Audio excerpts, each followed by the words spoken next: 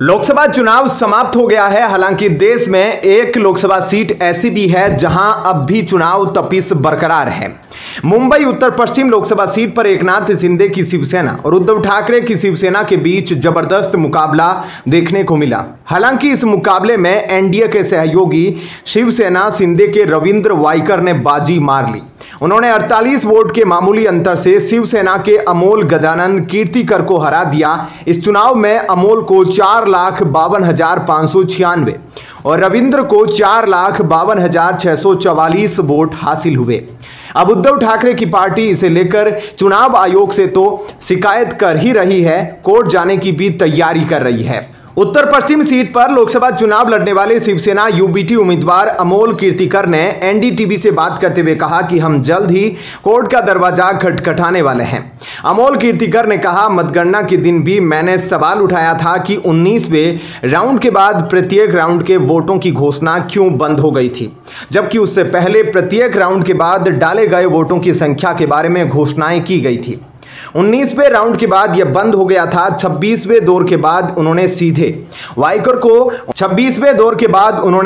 वाइकर को विजयी उम्मीदवार घोषित कर दिया। कीर्तिकर ने यह भी कहा कि मतगणना केंद्र का सीसीटीवी फुटेज भी मांगा गया है ताकि यह सुनिश्चित किया जा सके कि कुछ भी गड़बड़ नहीं हुआ है।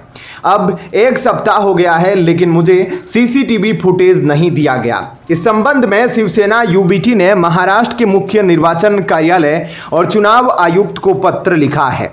शिवसेना शिंदे गुट ने भी सेना यूबीटी पर निशाना साधते हुए कहा कि यह सारे इल्जाम गलत हैं। यह सब बातें अपनी हार को छुपाने के लिए की जा रही है। संजय सिरस ने कहा कि आरोप पर दबाव बनाकर उससे गड़बड़ी करवाना संभव नहीं है। हमारे मुख्यमंत्री ने किसी को फोन नहीं किया है, यह सब गलत बात है। उद्धव गुट के नेता हार नहीं पचा पा रहे हैं। रविंद्र वाइकर 2009, 2014 और 2019 में लगातार 3 बार विधानसभा के लिए चुने गए। वहीं दिसंबर 2014 में वे महाराष्ट्र के उच्च और तकनीकी शिक्षा राज्य मंत्री के पद पर भी रह चुके हैं। उन्हें आवास, उच्च और तकनीकी शिक्षा विभाग दिया गया था। इसके अलावा उन्हें रत्नागिरी जिले के संरक्षक मंत्री की भी जिम्मेदारी सौंपी गई थी। रविंद्र वाइकर ने अपना सियासी सफर 1992 में शुरू किया था। वे बृहन्मुंबई नगर निगम में पार्षद चुने गए थे। इसके बाद वे 1997, 2002, 2007 में कुल मिलाकर लगातार 4 बार बीएमसी के पार्षद चुने गए। साथ ही 2006 से 2010 तक वे बीएमसी की स्थायी समिति के अध्यक्ष भी रहे। साल 2019 में मुंबई उत्तर पश्चिम सीट पर मुख्य मुकाबला शिवसेना के गजानन चंद्रकांत कीर्तिकर और कांग्रेस के संजय निरुपम के बीच था। हालांकि गजानन 5,70,000 पाकर 2,60,000 वोटों के अंतर से चुनाव जीत गए थे। इस चुनाव में कांग्रेस के संजय निरुपम सिर्फ 3,09,735 वोट पा सके थे। वहीं 2014 में इस सीट पर शिवसेना के गजानन को जीत मिली थी।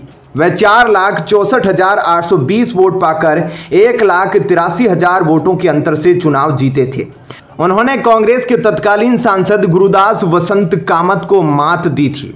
ऐसे में क्या कहना है आपका? कमेंट सेक्शन में अपनी राय जरूर बताएं। धन्यवाद। जय हिंद।